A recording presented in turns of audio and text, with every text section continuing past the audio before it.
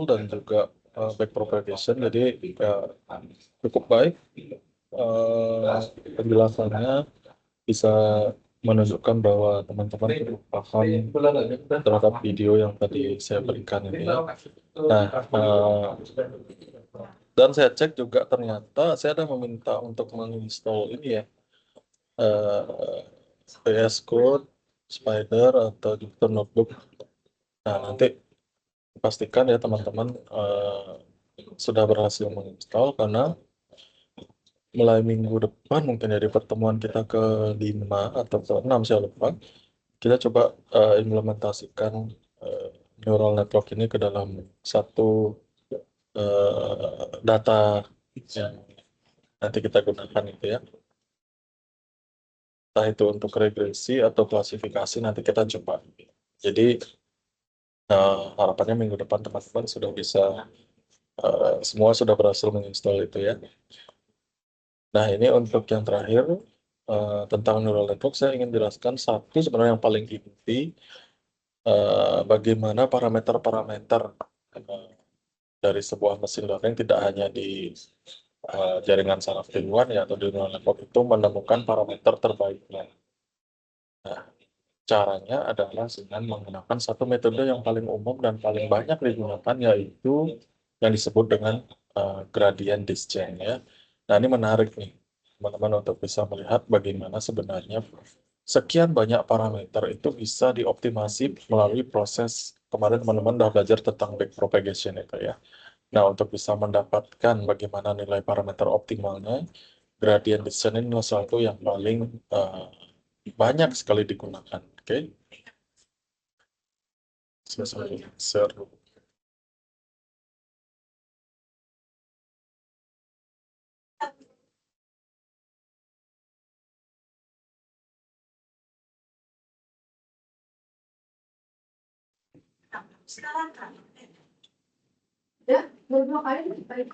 Jadi kalau ada yang tidak mengerti itu silahkan didiskusikan ya. Nanti saya juga skip, sorry, ada pause untuk di beberapa frame akan saya jelaskan ya.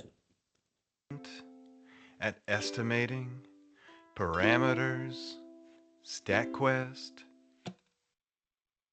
Hello, I'm Josh Starmer and welcome to StatQuest. Today we're going to learn about gradient descent and we're going to go through the algorithm step by step. Note, this StatQuest assumes you already understand the basics of least squares and linear regression, so if you're not already down with that, check out the quest. In statistics, machine learning, and other data science fields, we optimize a lot of stuff. When we fit a line with linear regression, we optimize the intercept and the slope. When we use logistic regression, we optimize a squiggle. And when we use t-SNE, we optimize clusters. These are just a few examples of the stuff we optimize. There are tons more. The cool thing is that gradient descent can optimize all these things and much more. So if we learn how to optimize this line using gradient descent, then we'll have learned the strategy that optimizes this squiggle and these clusters, and many more of the optimization problems we have in statistics, machine learning, and data science. So let's start with a simple data set. On the x-axis, we have weight. On the y-axis, we have height. If we fit a line to the data, and someone tells us that they weigh 1.5, we can use the line to predict that they will be 1.9 tall. So let's learn how gradient descent can fit a line to data by finding the optimal values for the intercept and the slope. Actually, we'll start by using gradient descent to find the intercept. Then, once we understand how gradient descent works, we'll use it to solve for the intercept and the slope. So for now, let's just plug in the least squares estimate for the slope, 0.64. And we'll use gradient descent to find the optimal value for the intercept. The first thing we do is pick a random value for the intercept. This is just an initial guess that gives gradient descent something to improve upon. In this case, we'll use 0, but any number will do. And that gives us the equation for this line. In this example, we will evaluate how well this line fits the data with the sum of the squared residuals. Note, in machine learning lingo, the sum of the squared residuals is a type of loss function. We'll talk more about loss functions towards the end of the video. We'll start by calculating this residual. This data point represents a person with weight 0.5 and height 1.4. We get the predicted height, the point on the line, by plugging weight equals 0.5 into the equation for the line. And the predicted height is 0.32. The residual is the difference between the observed height and the predicted height. So we calculate the difference between 1.4 and 0.32. And that gives us 1.1 for the residual. We'll keep track of the sum of the squared residuals up here. Here's the square of the first residual. The second residual is 0.4. And the third residual is 1.3. In the end, 3.1 is the sum of the squared residuals. Now, just for fun, we can plot that value on a graph. This graph has the sum of squared residuals on the y-axis and different values for the intercept on the x-axis. This point represents the sum of the squared residuals when the intercept equals 0. However, if the intercept equals 0.25, then we would get this point on the graph. And if the intercept equals 0.5, then we would get this point. And for increasing values for the intercept, we get these points. Of the points that we calculated for the graph, this one has the lowest sum of squared residuals. But is it the best we can do? What if the best value for the intercept is somewhere between these values? A slow and painful method for finding the minimal sum of the squared residuals is to plug and chug a bunch more values for the intercept. Ugh. Don't despair. Gradient descent is way more efficient. Gradient descent only does a few calculations far from the optimal solution and increases the number of calculations closer to the optimal value. In other words, gradient descent identifies the optimal value by taking big steps when it is far away and baby steps when it is close. So let's get back to using gradient descent to find the optimal. Oke, sampai sini teman-teman. Jadi kita lihat dulu, yang mau dijelaskan di sini, tadi kan dikatakan bahwa ada keterhubungan antara width dan height ya, di mana fungsi garis ini itu digambarkan dengan fungsi matematis intercept ditambah slope dikali weight, ya. Nah, tadi di sini dikatakan kita akan mencari nilai dari interceptnya supaya membentuk garis yang paling mendekati dari tiga data ini. Ya, dengan menggunakan loss function tadi yaitu sum square residual tadi ya. Kalau dikatakan tadi sum square residual itu adalah selisih antara fakta ya, berarti garis hijau, titik hijau ini adalah faktanya dan hasil prediksinya adalah ditarik garis ya di sini itu di tanda silang ini. Artinya secara fakta contoh di data di slide ini itu adalah 1,4 dan diprediksinya adalah tadi slope-nya itu adalah 0 ya. Nah, di sini 0. Nah, kita lihat apakah slope 0 ini yang paling efektif. Nanti digambarkan dengan, kita akan coba satu-satu tadi ya.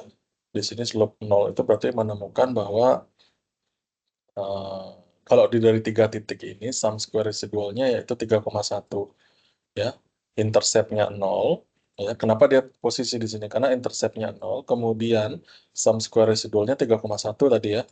Nah, di sini. Ya, jadi ini adalah tiga titik datanya. Ya, hasil tadi udah satu-satu ya tadi digini ya 1,4 dikurangi 0,32 Nah, ketemu 1,1. Ditambahkan di semua selisih 3 data ini. Jadi dihitung sum square dari 3 data ini, residualnya berapa, kemudian kita dapatkan 3,1. Nah, ini untuk yang tadi dicoba dengan interceptnya 0 kan. Nah, apakah ini yang terbaik kan kita nggak tahu, harus coba kan.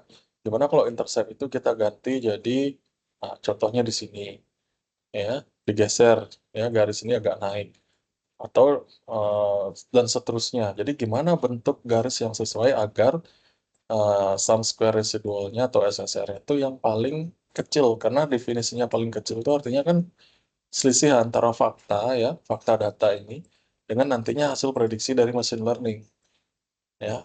Dalam kasus ini dia sebenarnya menggunakan linear regression sebagai acuannya, metode linear regression, ya, menarik garis secara linear dengan rumus tadi intercept dikali apa nih, ditambah slope dikali weight. Nah, yang di sini kita mau cari berapa sih nilai intercept yang sesuai kalau kita kasih nilai slope-nya di awal dah 0,64 dulu, ya. Nah, nilai slope di sini itu nanti akan mempengaruhi apa namanya ini, tadi dikatakan nih perpindahan nilai garis ini, ya. Mana tadi slide-nya. Nah, kalau nilai slope-nya kita ganti, nah ini dia akan bergeser. Ya, awalnya slope-nya itu di 0, ya, di sini. Gimana kalau kita tambahin slope-nya menjadi tadi berapa di sini? 0, sekian, gitu ya. Terus kita hitung sum square residualnya. Nah, ini grafik untuk menggambarkan gimana pola nilai sum square residualnya dengan nilai intercept. Apa gininya, keterhubungannya. Kalau dari gambar ini kan kita bisa lihat, ya, teman-teman Tori, gimana tadi. Nah, ini sebenarnya yang bagus itu kan saat nilai interceptnya itu, nilai SSR itu paling kecil. Contohnya di garis merah, di titik merah ini kan, ya. Nah, ini kalau dari gambar ini ya benar ini paling kecil. Artinya selisih antara fakta dan prediksinya sudah paling kecil, ya. Sum square error-nya kecil. Namun pernyataannya apakah benar ini yang paling kecil? Atau jangan-jangan ada di antara lingkaran ini dan lingkaran yang kiri dan yang kanan? Siapa yang bisa memastikan, gitu ya?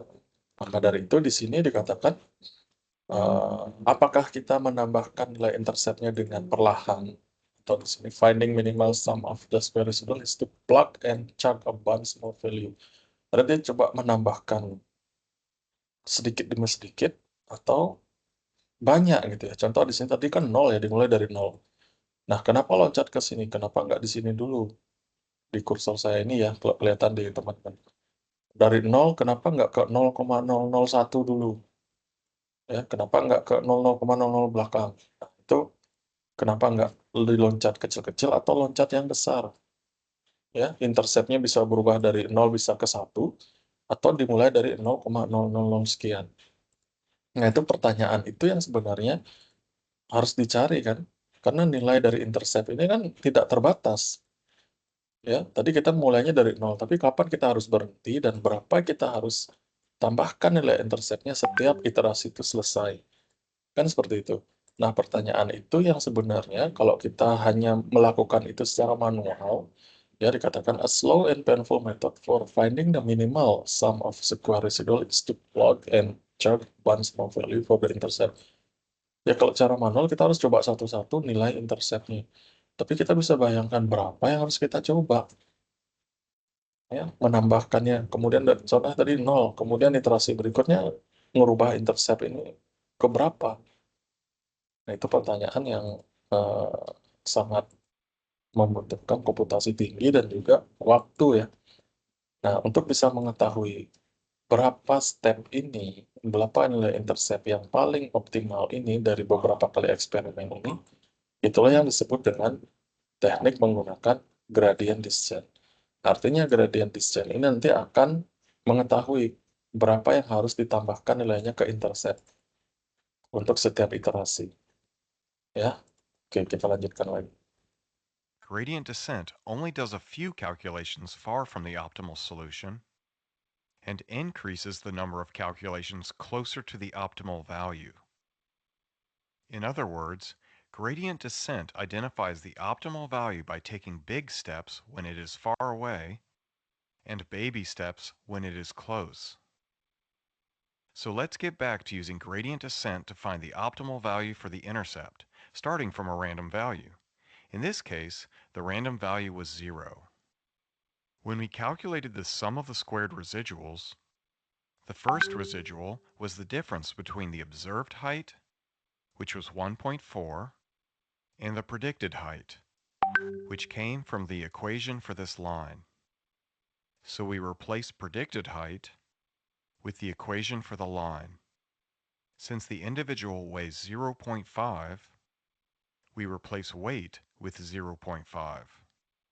So for this individual, this is their observed height, and this is their predicted height. Note, we can now plug in any value for the intercept and get a new predicted height. Now let's focus on the second data point.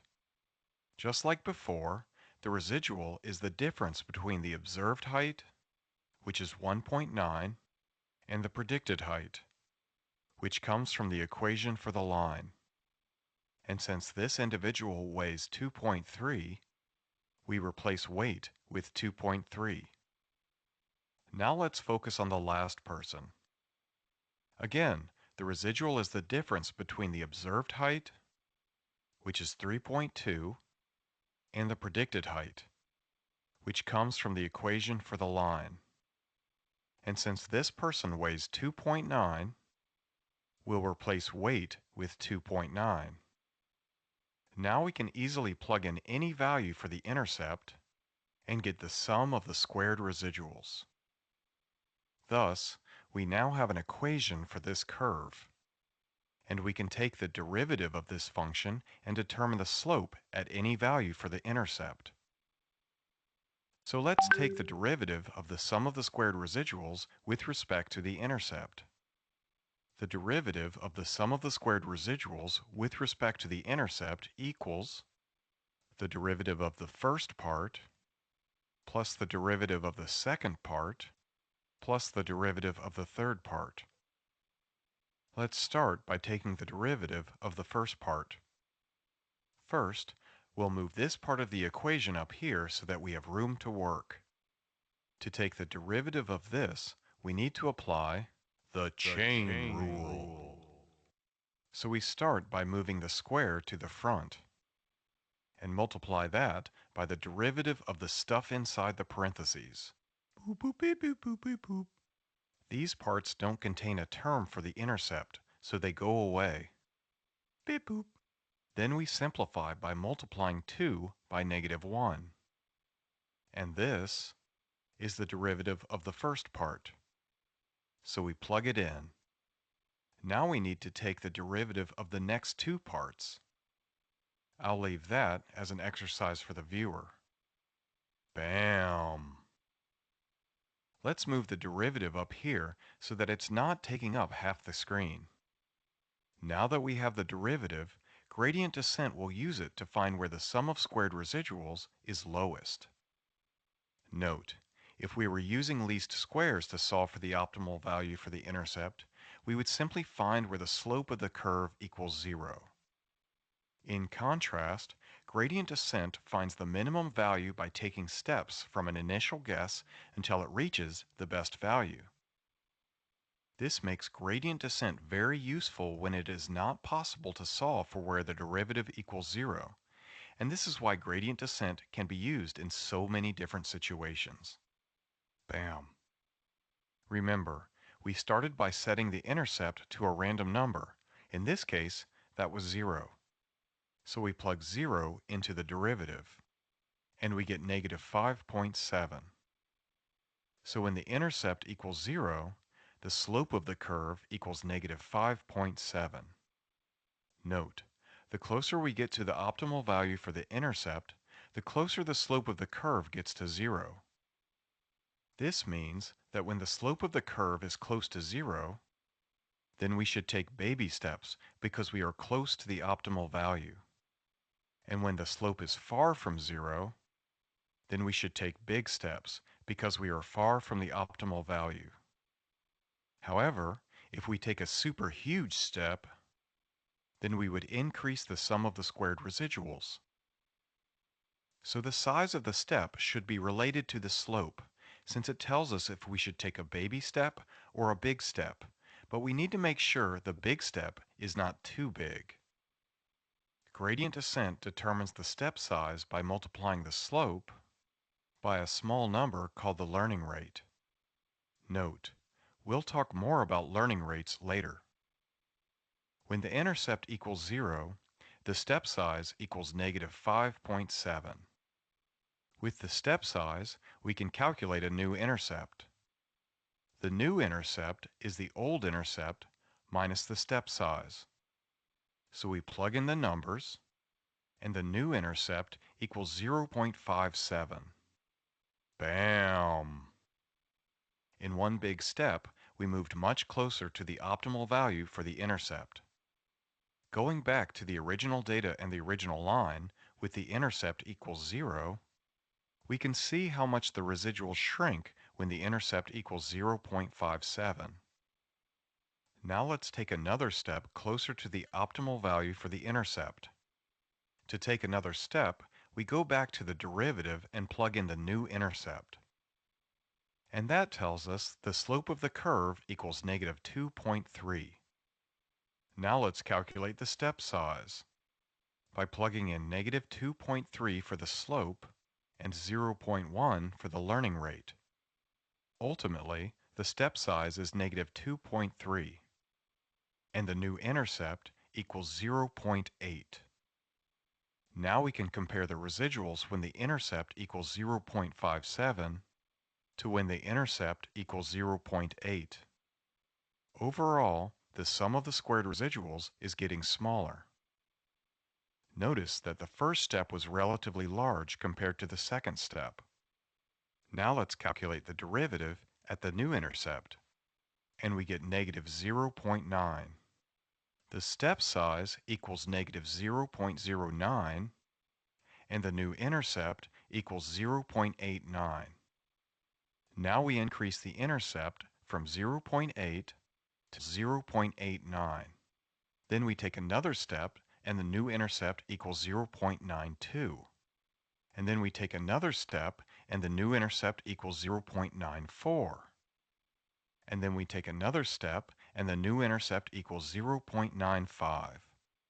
Notice how each step gets smaller and smaller the closer we get to the bottom of the curve. After 6 steps, the gradient descent estimate for the intercept is 0.95. Note, the least squares estimate for the intercept is also 0.95. So we know that gradient descent has done its job, but without comparing its solution to a gold standard, how does gradient descent know to stop taking steps? Gradient descent stops when the step size is very close to 0. The step size will be very close to 0 when the slope is very close to 0. In practice, the minimum step size equals 0.001 or smaller. So if this slope equals 0.009, then we would plug in 0.009 for the slope and 0.1 for the learning rate, and get 0.0009, which is smaller than 0.001, so gradient descent would stop. That said, gradient descent also includes a limit on the number of steps it will take before giving up. In practice, the maximum number of steps equals 1,000 or greater. So, even if the step size is large, if there have been more than the maximum number of steps, gradient descent will stop. Okay, let's review what we've learned so far. Oke, nah ini menarik ya. Jadi saya coba jelaskan lagi sampai batas terakhir tadi ya di menit 14.52. Kita mulai dari apa namanya fungsi derivatif. Ini teman-teman sudah lihat kemarin di chain rule ya. Jadi saya tidak jelaskan lagi karena saya lihat dari hasil resumenya juga sudah oke. Nah, kita tidak terlalu fokus bagaimana tadi perhitungan fungsi derivatif itu bisa menghasilkan fungsi seperti ini. Ya, atau derivatif tadi hasilnya yang mana ya? Nah, ini ya.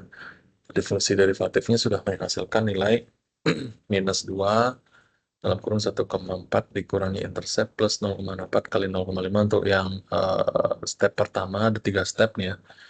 Mereka sudah mencari fungsi derivatifnya dari keterhubungan sum square error dengan intercept.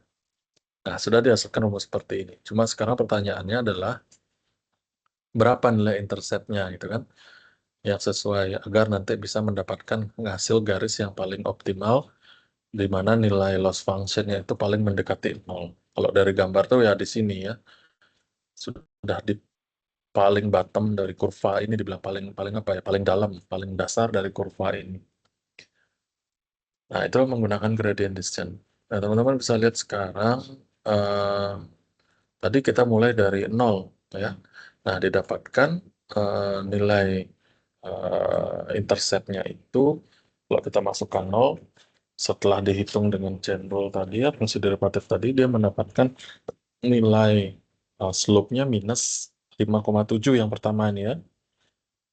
Nah, setelah itu akan dihitung nih dengan ada tadi kita lihat bisa ada learning rate. Nah, untuk step berikutnya dari 0 ini kita harus pindah ke berapa? Itu yang disebut dengan uh, new step size, new intercept, sorry. Ya. Jadi step size-nya ini adalah langkah yang harus ditambahkan ke old step, old intercept, sorry. Nih, ya. Nah, tadi dikatakan bahwa perlu learning rate.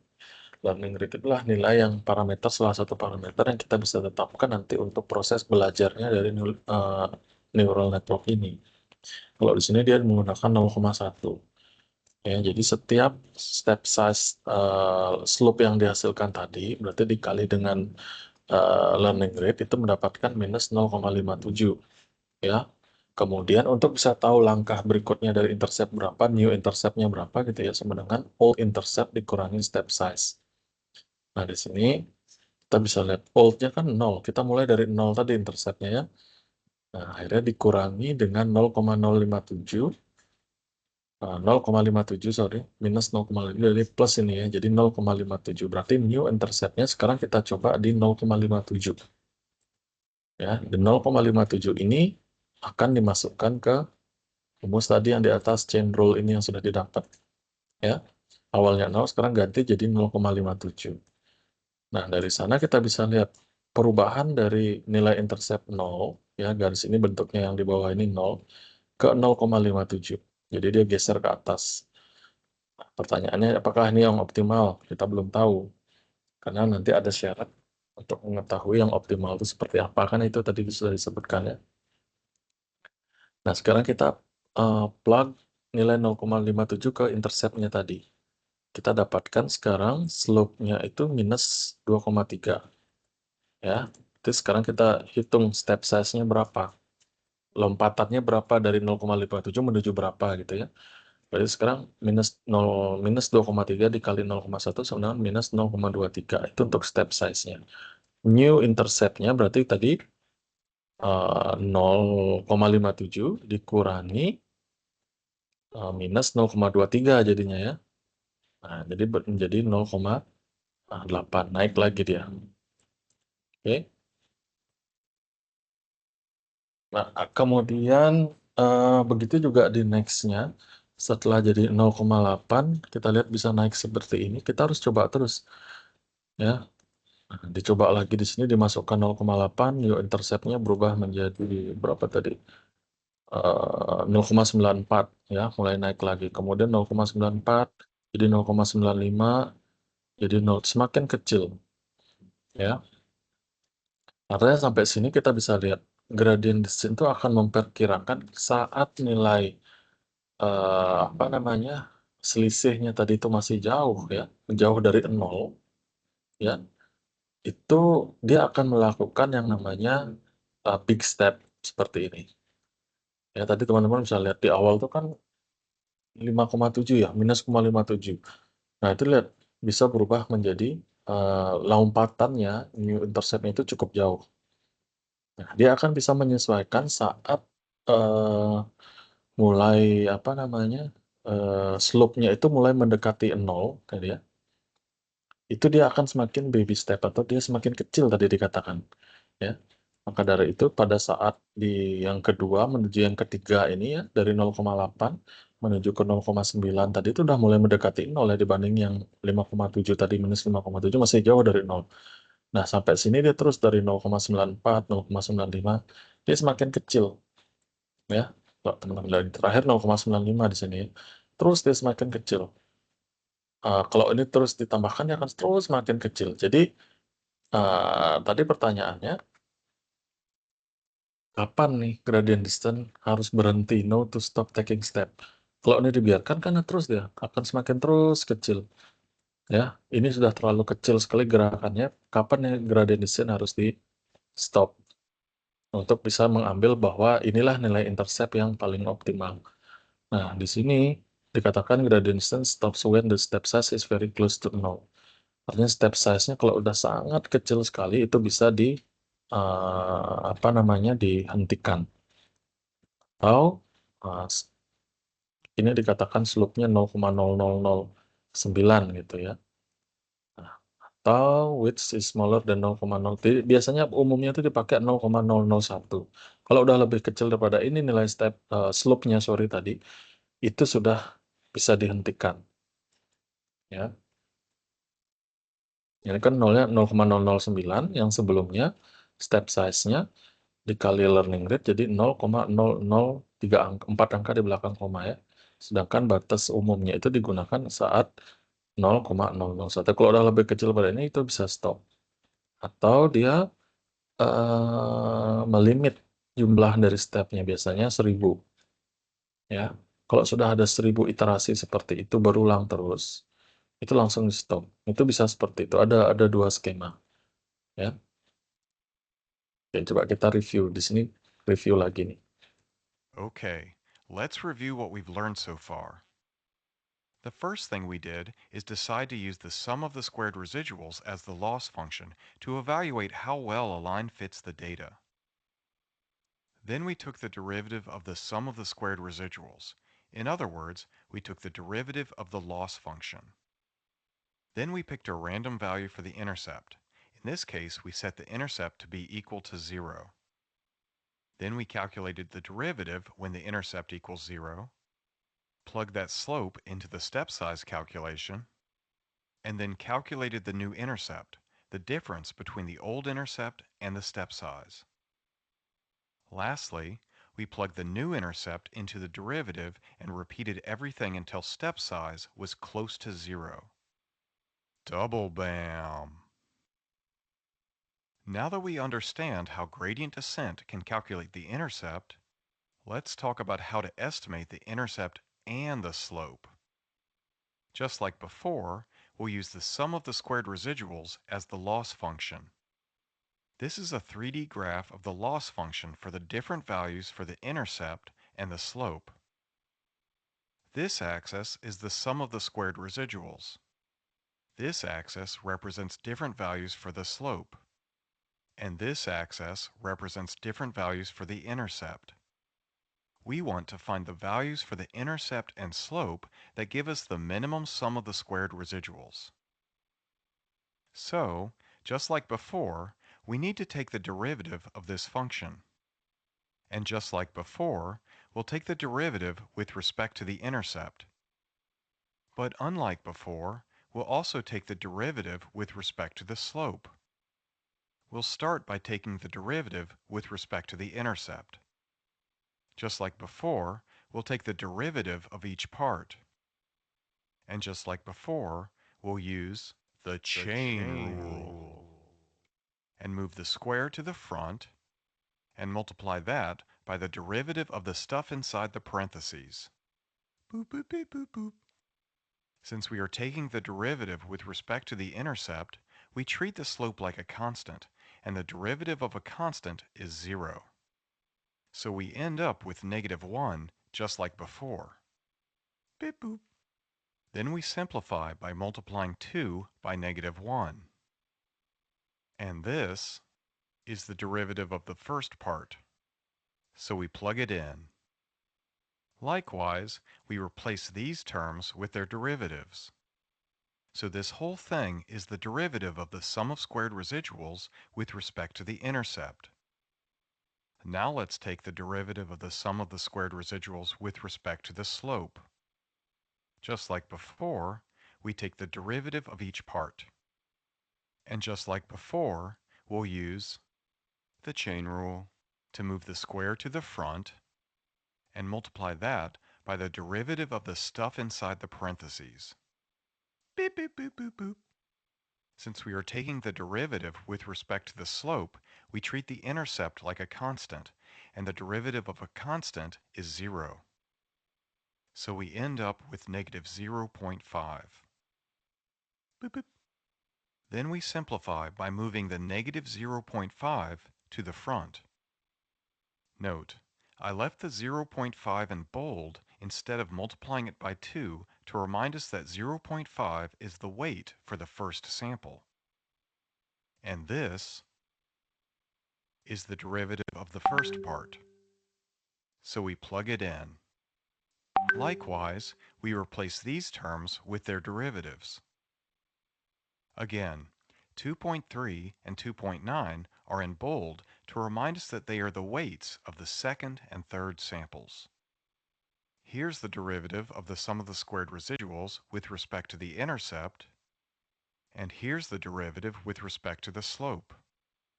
Note, when you have two or more derivatives of the same function, they are called a gradient. We will use this gradient to descend to the lowest point in the loss function, which, in this case, is the sum of the squared residuals. Thus, this is why the algorithm is called gradient descent. Bam! Just like before, we'll start by picking a random number for the intercept. In this case, we'll set the intercept to be equal to 0. And we'll pick a random number for the slope. In this case, we'll set the slope to be 1. Thus, this line, with intercept equals 0 and slope equals 1, is where we will start. Now let's plug in 0 for the intercept and 1 for the slope. And that gives us two slopes. Now we plug the slopes into the step size formulas and multiply by the learning rate, which this time we set to 0.01. Note, the larger learning rate that we used in the first example doesn't work this time. Even after a bunch of steps, gradient descent doesn't arrive at the correct answer. This means that gradient descent can be very sensitive to the learning rate. The good news is that in practice, a reasonable learning rate can be determined automatically by starting large and getting smaller with each step. So, in theory, you shouldn't have to worry too much about the learning rate. Anyway, we do the math and get two step sizes. Now we calculate the new intercept and new slope by plugging in the old intercept and the old slope and the step sizes. And we end up with a new intercept and a new slope. This is the line we started with, and this is the new line after the first step. Now we just repeat what we did until all of the step sizes are very small or we reach the maximum number of steps. This is the best fitting line with intercept equals 0.95 and slope equals 0.64. The same values we get from least squares. Double bam! We now know how gradient descent optimizes two parameters, the slope and the intercept. If we had more parameters, then we just take more derivatives and everything else stays the same. Triple bam! Note, the sum of the squared residuals is just one type of loss function. However, there are tons of other loss functions that work with other types of data. Regardless of which loss function you use, gradient descent works the same way. Step 1. Take the derivative of the loss function for each parameter in it. In fancy machine learning lingo, take the gradient of the loss function. Step 2. Pick random values for the parameters. Step 3. plug the parameter values into the derivatives. Ahem, the gradient. Step 4, calculate the step sizes. Step 5, calculate the new parameters. Now go back to step 3 and repeat until step size is very small or you reach the maximum number of steps. One last thing before we're done. In our example, we only had 3 data points, so the math didn't take very long. But when you have millions of data points, it can take a long time. So there is a thing called stochastic gradient descent that uses a randomly selected subset of the data at every step rather than the full data set. This reduces the time spent calculating the derivatives of the loss function. That's all. Stochastic gradient descent sounds... Oke, saya coba jelaskan lagi yang kedua ini ya. Ini sama aja konsepnya dengan yang pertama, cuma ini sekarang parameter yang mau dicari itu tidak hanya intercept, tapi sekarang kita akan mencari slope juga. Nah, itu ya. Sama tadi fungsi derivatif yang dicari adalah fungsi derivatif sum square residual terhadap intercept dan juga fungsi derivatif SSR terhadap slope. Jadi ada dua sekarang, ya. Kalau teman-teman lihat tadi di sini kan rumusnya jadi dua nih. Dia harus mengecek dua-duanya kan. Nah, ini ya. Ini adalah fungsi derivatif SSR terhadap intercept, ya. Ini fungsi derivatif SSR terhadap slope. Nah, karena sekarang kita harus cari nilai intercept dan juga nilai slope-nya. Ya, yang kalau di awal tadi kita slope-nya kita asumsikan 0,64 deh gitu. Sudah kita tetapkan. Dan itu sudah hasil yang hasil komputasi dan menetapkan itu yang paling optimal. Nah, sekarang kita tambahkan intercept dan slope. Ya, dua-duanya. Gimana kalau dua-duanya ini berjalan? Dan ke depannya kalau juga nanti parameternya tidak hanya dua, bahkan parameternya ratusan, fungsi yang akan digunakan untuk mencari nilai optimum dari setiap parameter itu sama seperti ini. Ya, menggunakan fungsi derivatif, menggunakan konsep chain rule. Nah, itu makanya di pertemuan sebelumnya saya minta pelajari dulu tentang chain rule tadi. Ya, cukup pengen ininya aja, tidak usah sampai matematisnya seperti apa. Cukup tahu secara logik, secara alur seperti apa gitu ya. Nah, sini katakan tadi, berarti kita harus mulai dari step awal intercept-nya 0. Kemudian slope-nya di sini dimulai dari 1. Tapi tadi learning rate itu dikatakan 0,01 ya. Nah, karena tadi dikatakan juga ternyata learning rate itu akan sangat berpengaruh terhadap gradient descent yang digunakan metode ini. Tapi jangan khawatir karena learning rate itu kalau di sekarang sudah ada bisa dioptimasi, dia bisa dinamis. Ya nggak mesti terus 0,01. Tadi dikatakan kan bahwa ada tuh cara supaya learning rate itu bisa menyesuaikan ya. Menyesuaikan dari awalnya besar, kemudian perlu kecil, semakin kecil dia akan selalu menyesuaikan dengan nilai parameter yang dicapai. Nah, di sini juga dikatakan juga tadi bahwa intercept itu sekarang dimulai dari 0 dan slope dari 1 gitu ya.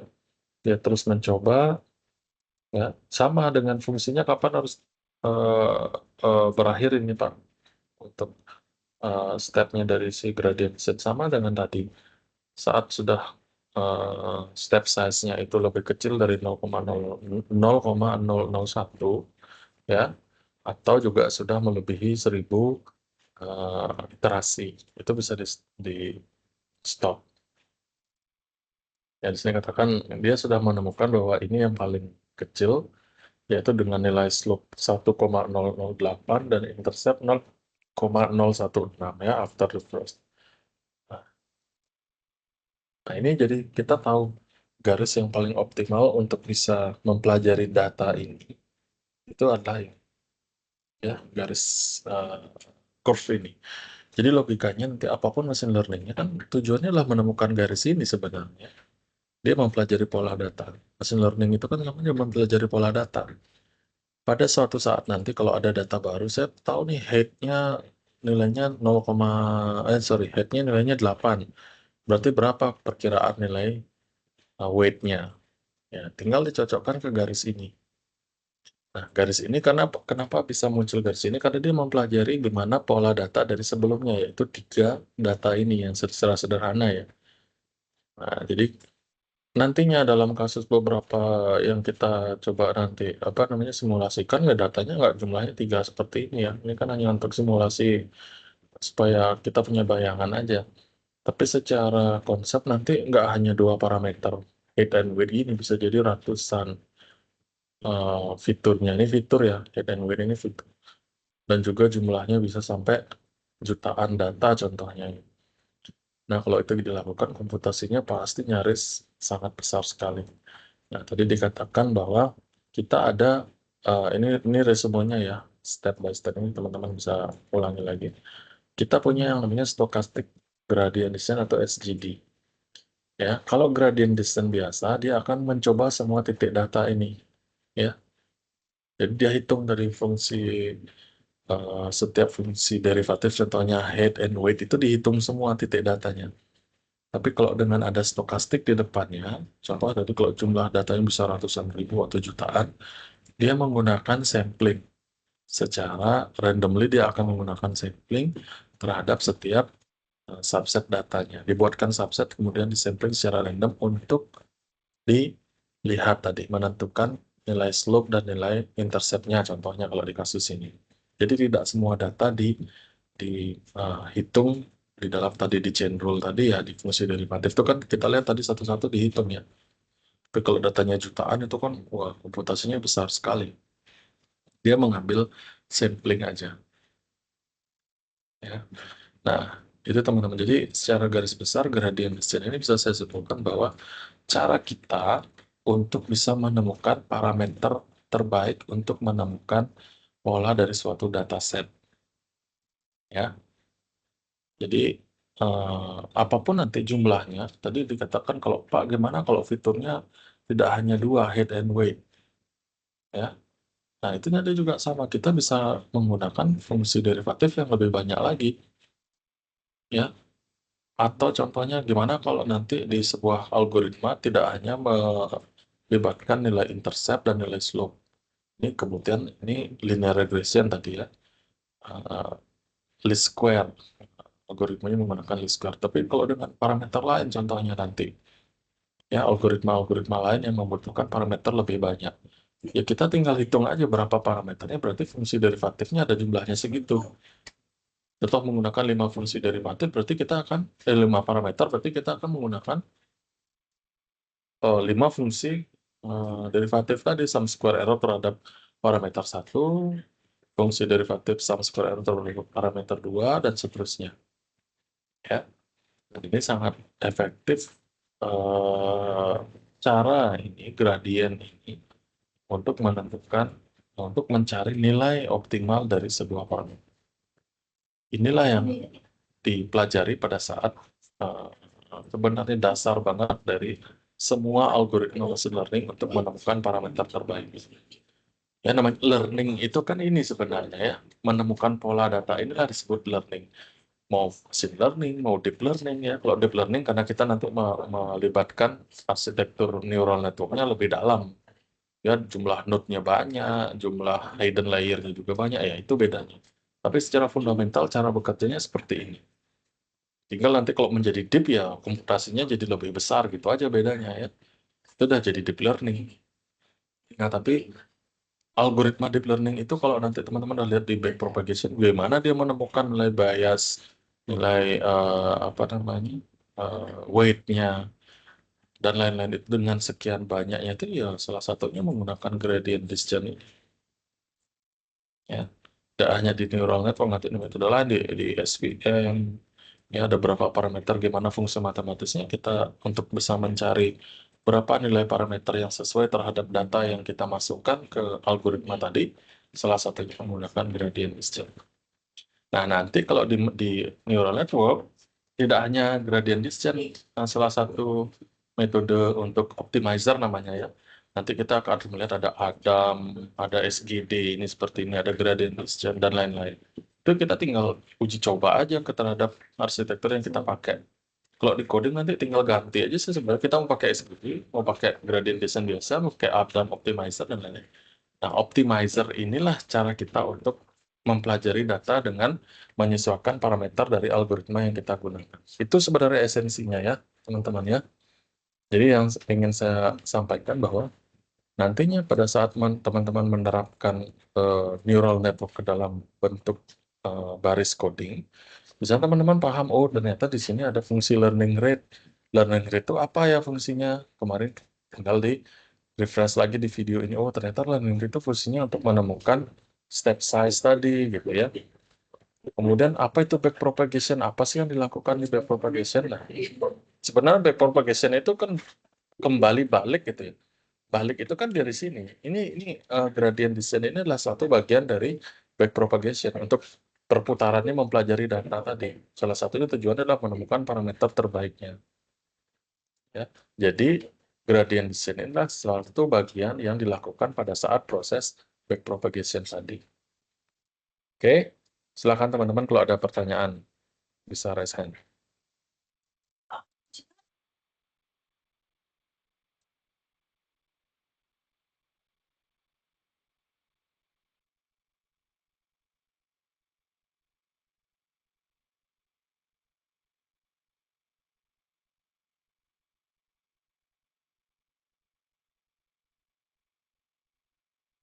Tidak ada? Oke, nanti kalau sudah, ini sudah di-record ya. Kalau sudah sama seperti minggu lalu ya, saya tunggu hingga besok siang hasil resumenya tentang hari ini tentang gradient descent ya. Nanti mulai minggu depan, sekali lagi saya pastikan teman-teman sudah menginstal salah satu ya, bukan semua ya, VS Code atau Spider atau Jupyter Notebook silahkan. Nanti saya berikan satu contoh coding penerapan dari neural network terhadap satu data CSV saja yang lebih mudah ya. Nah, gimana kita coba melakukan klasifikasi, melakukan regresi, menggunakan contoh arsitektur neural network yang secara manual kita coba rangkai gitu ya, mau arsitekturnya seperti apa gitu ya. Oke ya, rekan-rekan semua, dari resume nanti, oh ya silakan, Putu Agus Putudana, Bapak, silakan. Oke. Bapak mohon izin Pak, terkait install VS Code, Spider atau Jupyter Notebook itu, apakah fungsinya sama dengan Google Colab ya Pak? Untuk Oh ya, boleh, mata boleh, kuliah. boleh.